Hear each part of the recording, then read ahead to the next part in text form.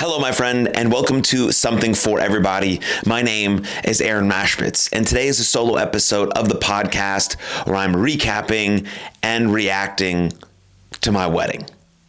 So I got married on September 22nd, 2024 to my absolutely stunning and beautiful wife, Rihanna, or as I like to call her, the big dog. But it was an absolutely incredible weekend from start to finish. The whole thing was fucking amazing. It couldn't have gone any better than it did. But before we spiral sort of into going over each day and things that happened, let's backtrack. Let's backtrack to the moment that we got engaged, which was May of 2023.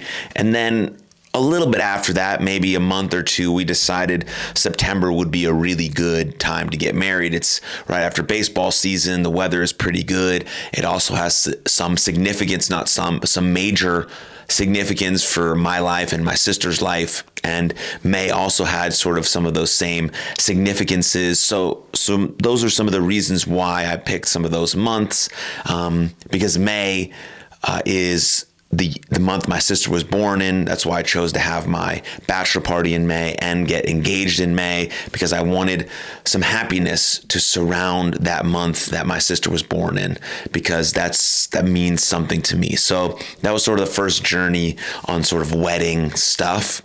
And then September was really good for some logistical reasons. It's not super, super hot, even though weather was about 95 degrees over the weekend, which is absolutely amazing, incredible. But it also has some, again, major significance because September is Suicide Prevention Month. It's also the month that I lost my sister. And again, I wanted some happy memories to surround that month. So when I do think about my sister and September rolls around, we're celebrating our anniversary. We're celebrating life. We're celebrating love, which is really what my sister was all about. So some of those things played a part in our decision to pick the months that we did. But I say all that really to say that, a lot of what we heard about wedding planning and things of that nature is very stressful. Things get a little bit hectic. That just wasn't our experience at all. And maybe we're just lucky that way. But my wife and my mom beautifully get along so good, and it was just an amazing thing to watch them grow closer over the last 14 months, planning this absolutely special, magical, and magnificent thing. My wife's mom flew into town a couple times all the way from England to do wedding dress shopping, to coordinate, to help plan. She was very, very, very involved as well. So that was fucking awesome also. And so we were just very coordinated and planned things out in advance and knew things were going to get a little bit more hectic as we got closer to the wedding. So we didn't want to have any, you're always going to have your last minute final details, some changes, some this, some that. That's just things you handle as you go. But we're really good as a team, me and my wife, at handling things as they come and being in the moment and taking care of things one at a time and understanding what's super important, and then having my parents involved in the whole process of planning and growing that relationship with my wife and my mom was awesome. And so our experience was not stressful at all. We decided to get married at the Adolphus Hotel, which is in downtown Dallas, and the people there are incredible. They're really good at running amazing, high-class, quality weddings with a lot of people and a lot of different moving parts, because since we have some family members that are Orthodox and came in from a far distance, there's some other things that we have to manage and look at that are really important to us so that everyone can have a great time. And so again, our 14th sort of month engagement, yes, it was really long, but it went by in a freaking instant. I can't even actually tell you what I did in the last 14 months. It just goes by in a flash. And so, I really encourage people to give themselves a good amount of time to plan the wedding. Because it can potentially get stressful as you get closer to sort of lining up these last minute details. And of course, there's always money involved, and money can create stress and things like that. We're just really lucky and really blessed that we have a good support system, people to take care of us, people to help us, to guide us, to move us in the right direction. So we actually had a really strong engagement period, and we had just a pretty easy going, easy flowing road to the wedding, which I think then allowed us to really have a great time at the wedding, because there wasn't this sort of built up stress or anxiety or nerves or just tension between anyone going into the wedding. It was like, oh, this is well planned. We like really thought about some of the finer details and how we wanted to move about it. But really our intention going in was to just try and have the absolute best time that you could possibly have. I think the only part that gave me a bit of contention, hold on, let me drink some water. I'm recording this on September 25th, so I'm only a few days out of my wedding, so my voice is a little hoarse. I'm still a little tired. But since this podcast means so much to me, the episode's got to come out. We're inching closer to episode 300. This is episode 296. So, oh baby. But okay, so back to that. Like, one of the only things that sort of gave me a little bit of contention or was a bit challenging was really deciding who to invite, to the wedding. You have your absolutes, your musts, people that you absolutely love and have to have there. You have your bridal party, your family, but then it gets to sort of people that, you've known, and both my wife and I have played on different sports teams and are from different places. And so there's a lot of people that we have really fond, strong memories with that we would love to invite. And so it gets a little challenging at that end. And then sometimes you feel like you have, obligations, but, we didn't really feel like that. I felt like every person that we, sort of our criteria for every person that we invited to the wedding is that when they walk through the door and we see them for the first time, whether that's a couple days before the wedding, at the whatever it is, that we're fucking just fired up to see them. And that was a good basis to decide who was going to come, because I've had a bunch of good times with a bunch of my teammates over the years, from whether it's from college and stuff like that. And, I got invited to some weddings from them, and you feel like you want to reciprocate that. But then there's those time in between a lot of weddings and things happen and you fall out of touch. And if you see that person, like you hang out or you see them randomly, or you go to an event together and you're like, yeah, I freaking really like this person and they're great. But it's a little bit different when it comes to your wedding and who you want to celebrate, sort of this moment in your life, this moment where you're starting the rest of your life, where we're starting our journey together to have the greatest relationship we've ever had, to start a family, to be the most important people in each other's lives. And that's extremely important. And you want the right people there to celebrate with you. And so that was our criteria. Like, if you walk through the door, I want to be fucking just fired up to see you. And that really helped.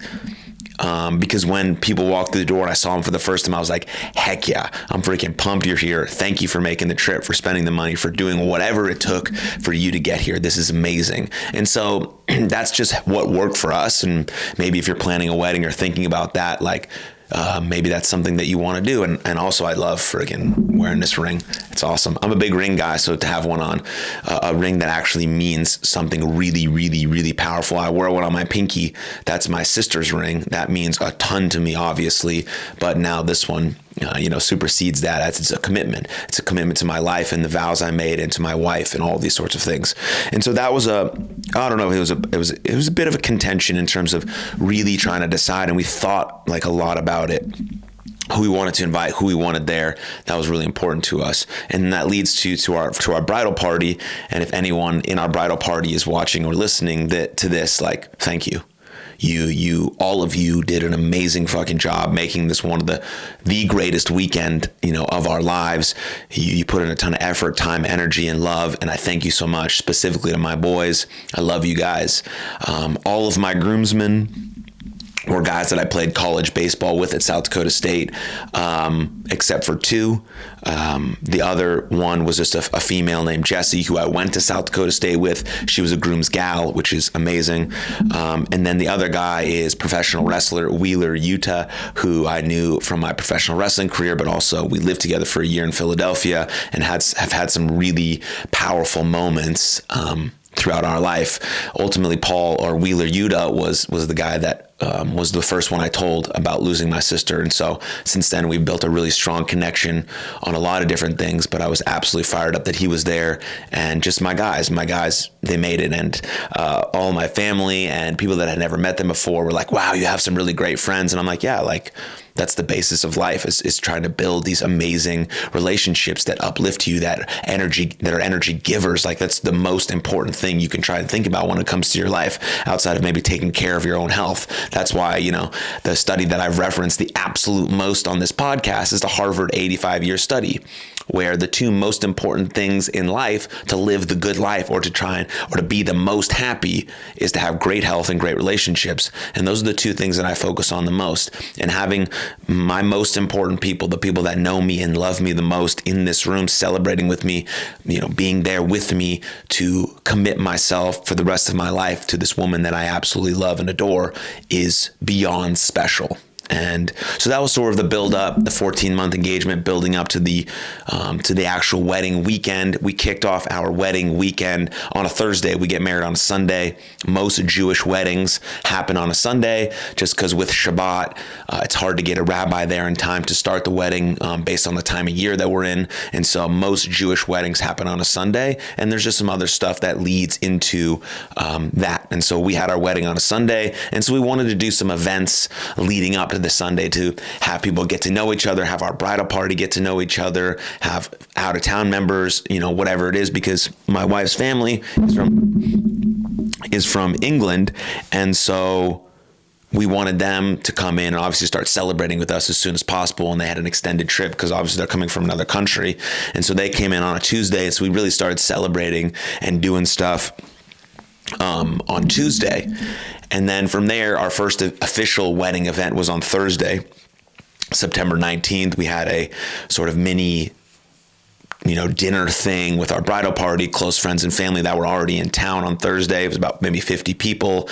And it was just a perfect event to kick everything off, where everyone could get to know each other, start feeling more comfortable. We could have intimate conversations. All my boys were there. Like, it was an awesome way to kickstart the wedding. And then Friday, we do rehearsal and rehearsal dinner. That stuff went amazing. Again, we had our all this stuff moving forward at the Adolphus, and the Adolphus did an absolute incredible job at rehearsal dinner on Friday. The food was awesome. The service is beautiful, like fantastic. And then we hung out Friday night, moved around a little bit, went to a few bars, had some of the best conversations. It was awesome. And then what I learned from my best buddy Al's wedding, who we went to August a couple years ago, he had like an off day on Saturday where they did some stuff. Thursday they did some stuff. Friday his wedding was, I don't remember the days, but there was just a day off in between rehearsal dinner and wedding.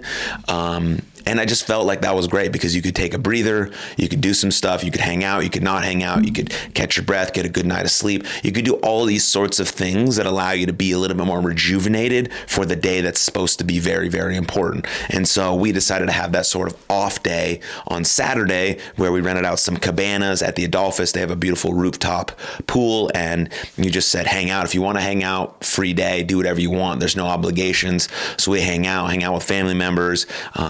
My cousins, Sydney and Josh, have a beautiful young new baby named Max, who I guess was very fond of me. So me and him hung out a bunch, and he was just laying on me, and it was a beautiful experience. And, obviously makes me want to be a dad even more than I already do now. So we'll stay tuned to see when that happens. But that was just an awesome day. People came and go. You get drinks, you get food. And then I knew that I wanted to have an early night Saturday, because, Thursday night and Friday night were a bit late nights. Of course, I'm trying to maximize my time with seeing everyone and hanging out and catching up and having great conversation, and really just trying to appreciate and thank everyone for showing up to this very special weekend, because things cost money and things take time and all that stuff. And it's really important that people show up. I mean, that's the number one marker for anything, showing up. And so I always try to appreciate people for showing up. And I love that. And I try to do that for the important people in my life as well. And so we had that Saturday. Then we went out to eat Saturday night. And then we had this incredible suite at the Adolphus with like a pool table on a balcony. And so we invited everyone over to come hang out. And I knew I wanted to sort of end that hang at around 10. So that's what we did. And then we had a great early morning breakfast Sunday at 8 a.m., which sort of kicked off the actual specific wedding day, which was September 22nd. And the day was incredible. We had breakfast. We got ready together in my buddy Tyler and Sam's room, who, thank God, they, were kind enough to buy a big room at the Adolphus so that we could all get ready in there and bullshit and hang out and listen to Mike and Post Malone and listen to country music and drink some coffee and have some Jimmy John's and all this stuff, get ready. And then some of the photographers came over, and then my dad and I went upstairs to the 19th floor to just take some more getting ready pictures. And then one of the most special, maybe the most special part of the whole day was the first look and vows that I did with my wife. We did them privately. There was a few people in the room, photographer, videographer, and my friend Jesse who videoed it for me, because I want to have it soon so I can put it up on my YouTube channel and people can see sort of the meaning and the vows and the commitments we made to one another, because I think that's important, because I want to be held accountable. And so I put it on a public platform where you get married in a public space to hold yourself accountable to those vows. Now, since we did them privately and not in front of our loved ones, I want to put them out publicly because I want to be held accountable to those vows and commitments and promises that I made to my wife. And so we did that. It was incredible. My wife said some of the most beautiful things that anyone's ever said to me in my whole life. It's probably why I love her. And it was perfect. The moment was just perfect. I sort of forgot anyone else was in the room. And it was a beautiful moment to see her in this wedding dress that I've been asking to see since November. Obviously, I'm glad that I waited. Just a bit of a joke, but she looked absolutely stunning, beautiful, gorgeous, blew me away. And her words blew me away.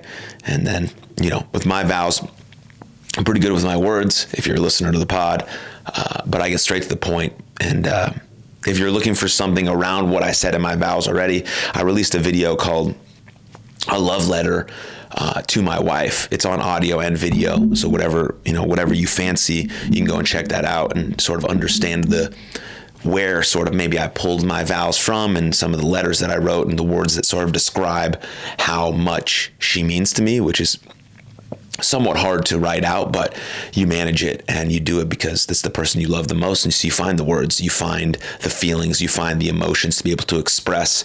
If you're a man, that's called being a warrior poet. Someone who's a warrior who can protect, provide, and do those sort of masculine things that need to be done. But you're also a poet, which means you can express love and express beauty and show your emotions and be vulnerable, courageous, and truthful in moments that require those types of actions. So that's what I was trying to channel when writing these love letters and these vows and sort of these commitments to my wife. I was trying to be a warrior poet. And so that was probably the most special part of the day. And then we take pictures with family, which is awesome. Can't wait to see those pictures. I'll obviously be posting some on social. So if you don't follow me on Instagram, that's a good chance to do that, to see all of those photos. And then you move into the actual reception, which started around 4 p.m. We had a fantastic rabbi from my synagogue called Rabbi Sidney, who did a wonderful job. And I think one of the coolest parts about our wedding was because some of our guests were not Jewish and they're not familiar with some of the Jewish ceremonies that happen at a wedding. Our rabbi was kind enough to email us a description of each segment of the wedding and what they signify. Then we printed those out on cards and we put them on every person's seat so they could follow along with what was happening, the significance of the chuppah and the glass and the 7 circles and the prayers and all these sorts of things that are very customary for a nice traditional Jewish wedding, which is what we wanted. And so I wanted people to be able to understand the significance, what it means, and why it's so special to us and why we decided to do that. So Rabbi Sidney did an amazing job. The ceremony was great. It's only about 20-25 minutes, but it has a lot of meaning and substance to it. Then you step on the glass, you open up the veil, you gave my wife a little smooch, and then everyone says Mazel Tov, which basically means congratulations. And then we move right into cocktail hour, right into the party. And one of the big things for us was that we wanted it to be a party. And so our wedding ended at 11. And so there's a lot of stuff before that you have to get done. So we just kicked off the reception with Israeli/Jewish dancing, and it was fucking incredible. Again, I'm going to put out a vlog, and there's going to be a video from the people who were videoing the whole thing, and so you'll be able to see some of the emotion, energy, and intensity that happened during Israeli dancing. And most of our friends who have never experienced that freaking loved it. I absolutely loved dancing with my cousins and my friends and my family, and it was beautiful. And you get exhausted in like 15 minutes because you're just jumping around, so excited, moving around, getting lifted in chairs. It's just an amazing experience. So we kicked the wedding off right there like that, and then got into some dinner and some speeches. And my father had an incredible incredible welcome speech, incredible welcome speech. Thank you, Dad, for that. I love you very much. And then my groomsmen and bridesmaids and maid of honor and all that had awesome speeches. It's just, it's so cool to hear how much you mean to someone and the impact you've made on them. And so I'll say this again, like I've said it a zillion times before, we just really should not wait until these special moments to express how much someone means to us, because it could be gone. The last time could be the last time. Like I know that sounds luminous and dark, but it's like very real. And so you don't have to wait for a birthday or a marriage or some special moment. Just like tell people in your life how much they mean to you, how much they've impacted you, like what they stand for, like just like that you love them so much and you thank them for being in your life. I try to do that as much as possible with my people. Maybe I don't do it enough, but I try to do it as much as possible with my people. And on a wedding day like this, you just hear it from so many different people. Like it's amazing. But let's do that all the time. Let's give people their flowers all of the time. We don't have to wait again to these special moments, because life is always going to be fragile. Life is always going to be precious. People will die. People will leave your life. Things will catastrophically and tragically happen. And so we should leave nothing left in the tank of our potential, but also of unsaid words, of unmade decisions. We should always be willing to express how much love and affection we have for someone and how grateful we are for this life. And we take things as granted, not for granted. And all these things, these emotions start to flood in as you hear some of your best people and best friends speak about you in such a positive regard. And I say, let's do it as often as possible. Let's do it as often as possible. And so the speeches were incredible. My groomsmen did like a sort of a podcasty something for everybody sort of skit. It was freaking awesome. I appreciate the work they put in and them actually, really thinking about something. And the effort is really all that I care about. But they delivered. They delivered on a really good way. And then basically we ate some food, cut the cake, and then basically from 7:50 to 11 we partied. That was it. There was no other wedding thing that had to get done. DJ Tony was our DJ, and we partied from 7:50 to 11 nonstop. Everyone was on the dance floor. It was the best party that I've ever been to in my whole life, and it was awesome.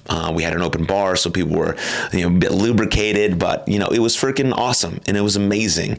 And while I thought I was going to have a few more challenging emotions about my sister, which she was mentioned a few times with my father's speech, and my Uncle Joe mentioned her, and some of my family members came up to me and mentioned her, and I just felt her in the room. I felt her in the room because out of the two of us, she was the one with sort of the bigger personality and the energy, and she loved a good party. And I've been trying to channel that over the last 6 years to be more in the moment like she was. And I just felt her through me when I was dancing. I'm not a big dancer. Sometimes I do, sometimes I don't. In college, I did a lot because I was mostly intoxicated. But I really felt her just vibing with me, her through me, her memory, her emotions, her love being expressed through me. And it was really cool to hear a few times that people really think that my sister and my wife would have got along amazingly. They would have been best friends. And, I really do believe that because they both have huge hearts and they're both so kind and loving and capable and strong, powerful women who would have just gotten along great, just like my mom and my wife do. And I'm really lucky to have that in my life. I'm truly lucky for everything. I'll say it over and over again. I'm the luckiest man in the world. And I truly believe that because it's the people that I have in my life and the relationships that we have with one another. And so it was amazing to feel my sister right there with me. And at a Jewish wedding, you stand under what's called a chuppah, and you cover the chuppah with talit, which is another Jewish thing. And we had my sister's one up there and my grandpa's up there, who are both, not here anymore physically. And it was cool to be basically hugged by them under the chuppah while we were wearing my talit. And so it was really cool. The whole thing was just like incredible. And the advice we got pre-wedding was to try and be as present as possible and soak in every moment that you can. And I really think that we did that. I really think we did that. I was nowhere else. You know, I really like to work, and work gives me joy because it makes me feel useful, and I really need to feel useful. I think men who have a lot of drive and passion to change the world or to do whatever they're trying to do in that way, we need to feel useful. But there's times where we can put the work away and try to be as present as possible. And that's what I try to do. And it was one of the 4 or 5 days where I've really done that to the best of my ability. Because even when my wife and I go on trips, before we were married and now, after we're married, I like to work 2 or 3 hours in the morning to feel useful so that I can be present the rest of the day and not worry about, I didn't get this done, I need to get this done, I should have done this, I could do more. I'm working on it.